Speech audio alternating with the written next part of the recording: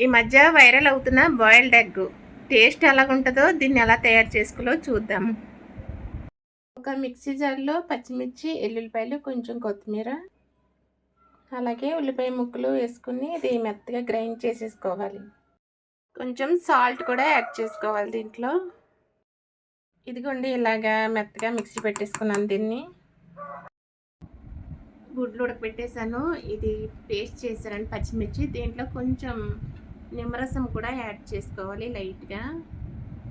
ఇప్పుడు ఎగ్స్ని కట్ చేసుకోవాలి ఇలాగా 2 పీసెస్ లాగా. ఇలాగా కట్ చేసుకున్న తర్వాత ఇవన్నీ ఇప్పుడు ఈ పేస్ట్ ఉంది కదా, ఈ పేస్ట్ని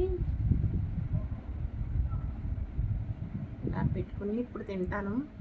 అసలు టేస్ట్ ఎలాగుందో ఇప్పుడు చెప్పాలి మీకు, కానీ కారంగా ఉంటుందేమో అనేసి భయంగా ఉంది నాకు.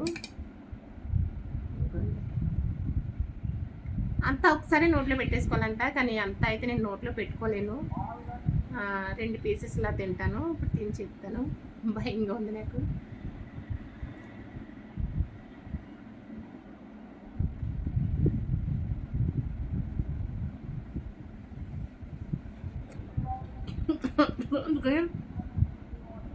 ఘాటుగా ఉంది. నిజంగా చెప్తున్నాను, టేస్ట్ నిజంగా కారంగా ఉంటుంది అనుకున్నాను, కానీ పర్వాలేదు.